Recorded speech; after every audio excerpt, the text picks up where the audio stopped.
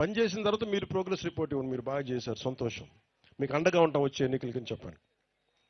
ఎందుకంటే ఇంకొకటి, యువత ఇక్కడ మాట్లాడుతూ ఉంటే గంజాయి ఎలా ఉందో, నిన్న మాట్లాడుతూ ఉంటే సాలూరు వైపు వెళ్తే ఇస్తారు.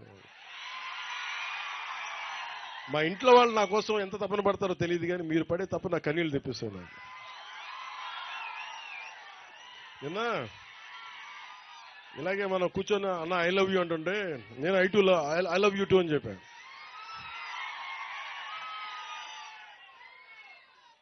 నిన్న పిల్లలు కూడా ఇన్నిసార్లు ఐ లవ్ యూ చెప్పలే, బాగున్నావా ఇలా తట్టేసి వెళ్ళిపోతా. మీరు ఐ లవ్ యూ అంటే మటుకు ఐ లవ్ యూ చెప్పాలనిపిస్తుంది, ఐ లవ్ యూ టూ అని చెప్పాలనిపిస్తుంది. మీకోసం ఇన్ని సంవత్సరాలు 2007లో నేను తిరిగినప్పుడు ఇదే ప్రాంతంలో నేను ఆదిలాబాద్ తాండాలో తిరిగాను, తెలంగాణలో. ఆ తర్వాత 2017లో మళ్ళీ మన తాండాలో తిరిగాను, మన గిరిజన ప్రాంతాల్లో తిరిగాను. ఉన్న సమస్యలున్నా నీటి సమస్యలు ఉన్నాయి. ఓవర్ హెడ్ ట్యాంక్స్ కట్టినా నీటి సరఫరా సరిగ్గా లేదు. నీటి గడ్డల నుంచి నీళ్లు తోడుకోవాలి, పురుగులు ఉన్నాయి, మధ్యలో కొన్ని ఇబ్బందులు ఉన్నాయి, కొన్ని సాంప్రదాయాలను పాటించే మంచి గుణాలు ఉన్నాయి. అలాగే ఇవన్నిటికీ కూడా అనుసంధానం చేయాల్సిన అవసరం ఉంది. ఎక్కడ లోటుపాట్లు ఉన్నాయి అవి సవరించాలి. ఎక్కడ ఇప్పుడు మన ఇందాక మనం చూసాం, కాఫీ పండించే విధానం కానీ, ఆర్గానిక్ మనకి చిరుధాన్యాలు కానీ పండించడం, ఇవన్నీ చూస్తూ ఉంటే మీకు ఉపాధికి ఇబ్బందులు లేవు. మీకోసం చేయాల్సిందల్లా ఒక శంకరన్ గారి లాగా ప్రతి అధికారి కనుక పనిచేస్తే నిజంగా మీకు నిజంగా చెప్తున్నాను, డబ్బులు నిజంగా ఇది చెప్పాలి, నేను మనసు పెట్టకపోతే, ముఖ్యమంత్రి గారు కనుక మేము ఇద్దరం చర్చించుకోకపోతే ఈరోజు ఈ ప్రాజెక్ట్ రాదు. కానీ ఎందుకంటే మనసు పెట్టే నాయకులు మీకు కావాలి.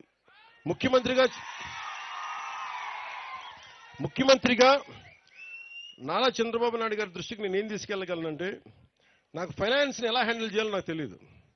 నాకు తెలిసిందల్లా మీ కష్టాలను గుర్తించి ఒక అనుభవజ్ఞుడైన నాయకుడు ఉండి, సార్ ఈ ఇబ్బందులు ఉన్నాయి ప్రజలకి, రోడ్లు వేయాలి, ఇంకా డోలీలతో ఇబ్బంది పడతా ఉన్నారంటే పాపం వెంటనే ఆయన అడ్మినిస్ట్రేటివ్ శాంక్షన్ 39.40 కోట్ల రూపాయలు వెంటనే చేశారు. ఇక్కడున్న కూటమి నాయకులందరి తరపు నుంచి ప్రజల తరపు నుంచి గౌరవ ముఖ్యమంత్రి శ్రీ నారా చంద్రబాబు నాయుడు గారికి మనస్ఫూర్తిగా నా కృతజ్ఞతలు తెలియజేస్తా ఉన్నాను మనందరి తరపు నుంచి. అలాగే మన ప్రధానమంత్రి మనకి పథకాల కోసం మనకి ఎంత రాబోతున్నాయి డబ్బులు, నెక్స్ట్ ఏది చెప్తా ఒక్క నిమిషం. 280 crores ఇప్పుడు జనవరిలో పిఎం మన రోడ్ల కోసం మళ్ళీ జనవరిలో 250 కోట్ల రూపాయలు ప్రధానమంత్రి గారు దీనికి మంజూరు చేయబోతాం. సో ఇవన్నీ మేము చేయగలుగుతున్నామంటే, నేను దశాబ్దం కష్టపడ్డాను, నేను తిరిగాను, తిప్పలు పడ్డా, తిట్లు తిన్నా, కుటుంబాలను బెదిరించారు, ఆడపిల్లల్ని బెదిరించారు, ఇంట్లో ఆడపిల్లల్ని, భార్యని బెదిరించారు, తిట్టారు. ఇవన్నీ ఎందుకు పడ్డామంటే, ఒక డోలీ మోత మోగే ఒక గ్రామానికి రోడ్డు వేయగలిగితే సంతోషం. ఇన్ని తిట్లు పడ్డాగా నాకు ఎందుకు ఆనందం ఉందంటే,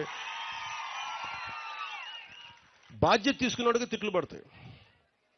సో బాధ్యత, ఇన్ని 5 కోట్ల మంది ప్రజల బాధ్యత తీసుకొని ఈరోజు తిట్లు తింటూ కూడా మీకోసం ఉన్నామంటే, మీ జీవన స్థితిగతుల్లో మార్పు రావాలి. దానికోసం మేము త్రికరణ శుద్ధిగా పనిచేస్తాం అని తెలియజేయడం.